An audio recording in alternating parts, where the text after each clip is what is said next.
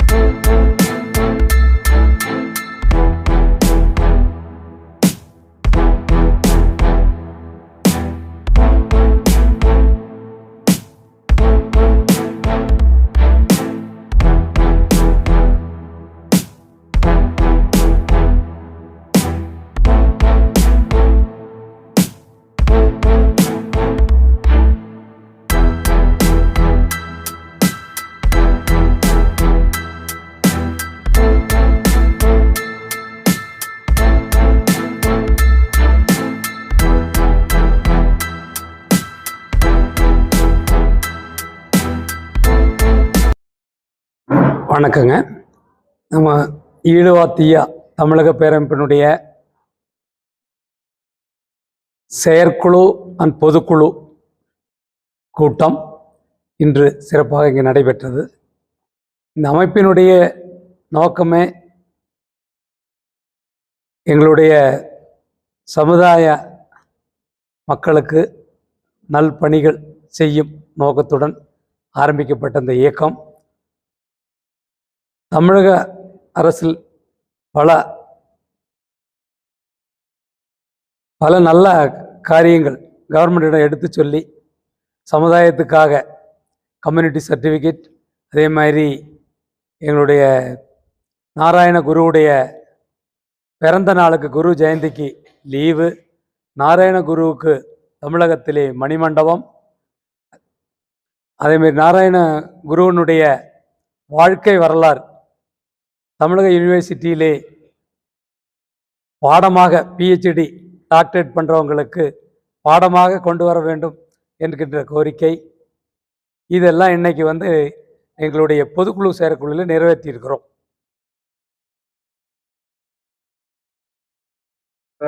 சமூக சீர்திருத்தம் அப்படின்னா நம்ம பிற்படுத்தப்பட்ட மக்கள் காலாகாலமாக தமிழகத்திலே 150, 200 ஆண்டு 300 ஆண்டு காலமாக வாழ்ந்து கொண்டிருக்கக்கூடிய, கூடலூர்லேருந்து தேனி வரைக்கும் இருக்கக்கூடிய, பார்டர்லே வாழ்ந்து கொண்டு கிராமங்களிலே வாழ்ந்து கொண்டு இருக்கக்கூடிய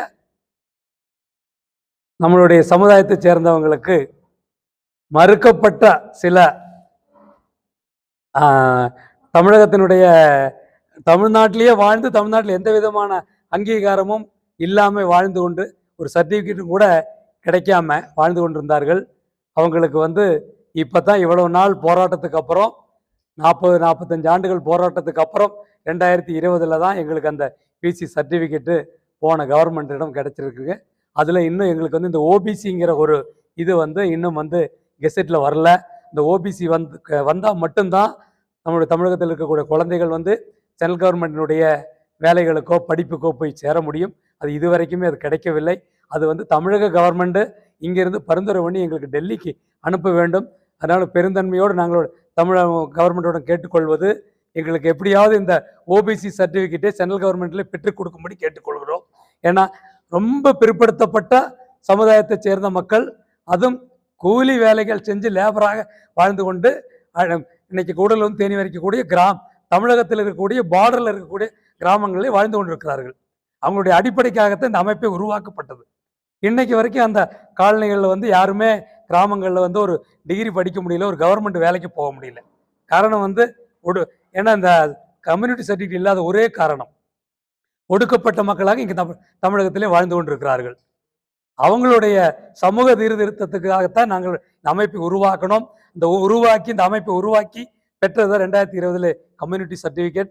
அதுக்கப்புறம் எங்களுக்கு இன்னும் ஓபிசி கிடைக்கவில்லை. அதுக்காக நாங்கள் பாடுபட்டு கொண்டிருக்கிறோம். அது கூட சேர்ந்து தமிழகத்தில் குருவனுடைய குரு ஜெயந்திக்கு நாங்கள் லீவை கவர்மெண்டிடம் கேட்டிருக்கிறோம். இப்போ கன்னியாகுமரி மாவட்டத்திலே 3 தாலுகாக்களுக்கு அந்த கன்னியாகுமரி மாவட்டத்தினுடைய அமைச்சர் மனோ தங்கராஜ் சார் அவர்கள் 3 தாலுகாவுக்கு லீவ் வாங்கி கொடுத்திருக்கிறார். மறுபடியும் இருக்கக்கூடிய 3 தாலுகாவில் எங்களுக்கு லீவு வேண்டும் என்று கேட்டிருக்கிறோம்.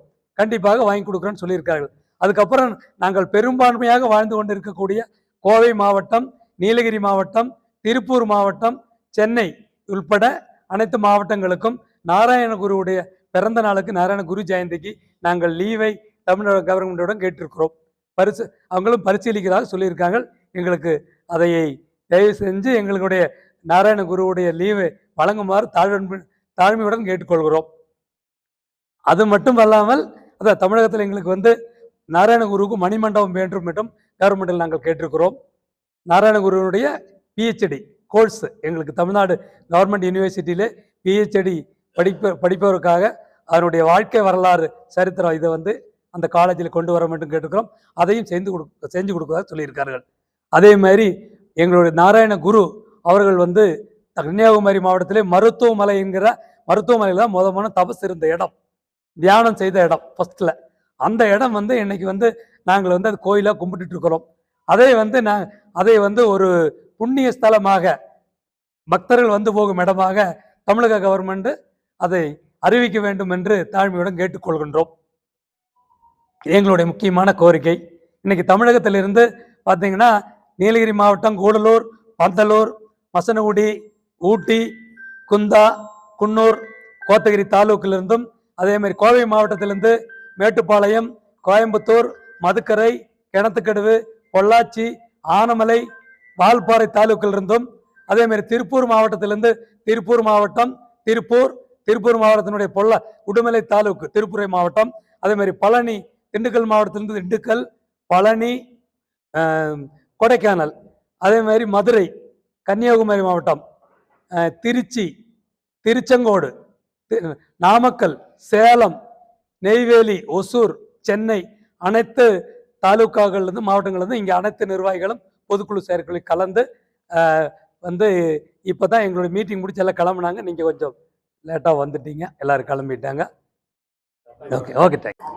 5வது மாநில மாநாடு திருப்பூர் ஆகஸ்ட் மாதம் 9-10 மாநாடாக அங்கே 9-10 ஆகஸ்ட் 9-10 மாநாடாக 5வது மாநாடு திருப்பூர் நடத்துறதுக்கு தீர்மானிச்சிருக்கிறோம்.